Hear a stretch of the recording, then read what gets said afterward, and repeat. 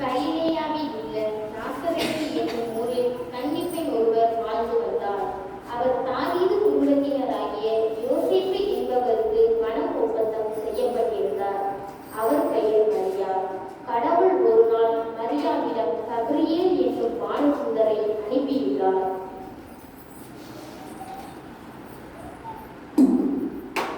அருள்மிகு பெற்றவரே வாழ்க, ஆண்டவர் உம்மோடு இருக்கின்றார். இவ்வார்த்தைகளை கேட்டு மரியா கலங்கி இந்த வாழ்க்கை எத்தகையதோ என்று எண்ணிக்கொண்டிருந்தார். மரியா, பயப்பட வேண்டாம், கடவுளின் அருளை கண்டடைந்து உள்ளீர். இதோ கருவுற்று ஒரு மகனை பெறுவீர், அவருக்கு இயேசு என பெயரிடுவீர். இது எப்படி நிகழும்? நான் கன்னியாயிற்றே. தூய ஆவி உம்மீது வரும், உன்னத கடவுளின் வல்லமை உம்மீது நிழலிடும். ஆதலால் உம்மிடம் பிறக்கப்படும் குழந்தை தூயது, அக்குழந்தை இறைமகன் எனப்படும். இதோ ஆண்டவரின் அடிமை, ஒரு சொற்படியே எனக்கு நிகழட்டும். இதை கேட்ட வானதூதர் மரியாவை விட்டு அகன்று போனார். மரியா கருவுற்று இருப்பதை அறிந்த யோசேப்பு மரியாவை நிகழ்ச்சிக்கு உள்ளாக்காமல் மறைவாக விலக்கிவிட திட்டமிட்டார். ஆகவே இரவு முழுவதும் இதையே சிந்தித்துக் கொண்டிருந்தார். அவர் தூக்கம் வராமல் கலங்கி போய் படுத்துக் கொண்டிருந்தார்.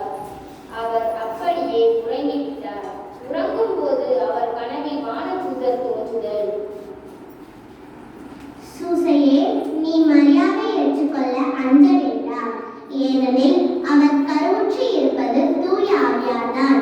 அவர் ஒரு மகனை பெற்றெடுப்பார், அவருக்கு இயேசு என பெயரிடுவீர், ஏனெனில் அவர் தன்னுடைய மக்களை பாவத்திலிருந்து மீட்பார். இதை கேட்ட யோசேப்பு தூக்கத்திலிருந்து விழித்தெழுந்து ஆண்டவரின் தூதர் தமக்கு பணிந்தவாறு தம் மனைவியை ஏற்றுக்கொண்டார்.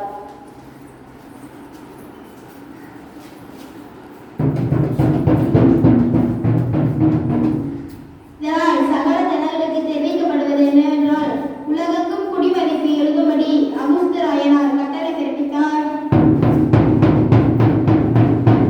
எனவே அவரவர் தங்கள் தங்கள் ஊருக்கு சென்று குடிமதிப்பு எழுதும்படி கேட்டுக்கொள்ளப்படுகிறது. தம் பெயரை பதிவு செய்ய கலிலேயாவில் உள்ள நாசரேத்து என்னும் ஊரிலிருந்து யூதேயாவில் உள்ள பெத்லேகம் என்னும் தாவீதின் ஊருக்கு சென்றார்.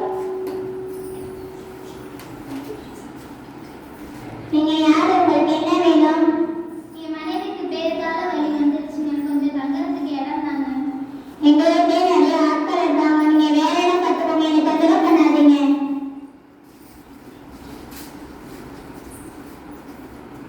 யார் நீங்க? உங்களுக்கு என்ன வேணும்? என் மனைவிக்கு பேருக்கால வழி வந்துருச்சுங்க, கொஞ்சம் தங்கறதுக்கு இடம் தாங்க. எங்க வீட்டுல நிறைய ஆட்கள் இருக்காங்க. உங்களை பார்த்தாலே எனக்கு பாவமாக இருக்கு. இப்ப என்ன செய்யுது? பின்னாடி மாட்டுக்கொள்ள இருக்கு, அங்க வேணா தங்கிக்கிறீங்களா? தங்கிக்கிறோங்க, ரொம்ப நன்றி.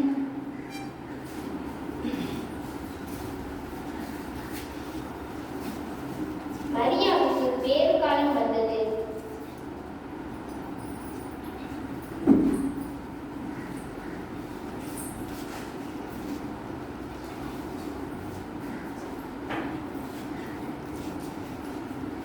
தலைமகனை பெற்றெடுத்தார்.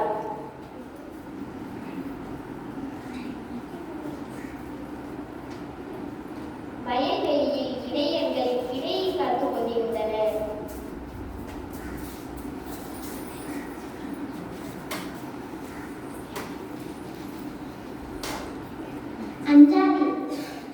அஞ்சாதீர்கள், பெருமகிழ்ச்சியூட்டும் நற்செய்தியை உங்களுக்கு அறிவிக்கின்றேன்.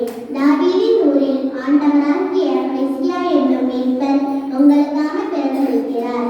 துணிகள் சுற்றி தீவன தொட்டியில் கிடத்தி இருப்பதை காண்பீர்கள். இதுவே உங்களுக்கு அடையாளம். இதை கேட்டு இடையர்கள் சந்தோஷப்பட்டனர். இடையர்கள் பெத்லேகம் சென்று குழந்தையை பார்த்து வணங்கி சென்றனர்.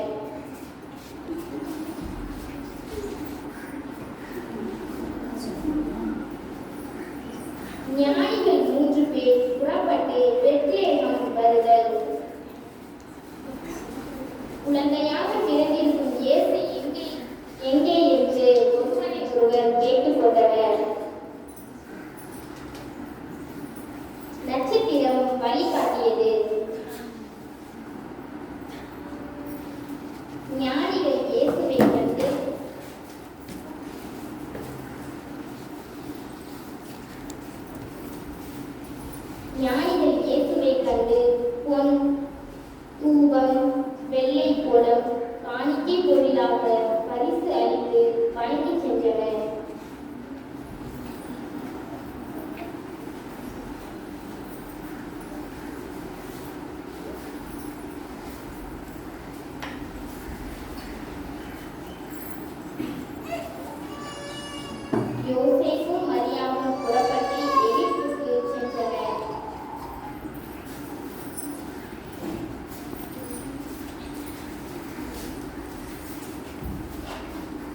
அனை- அனைவருக்கும்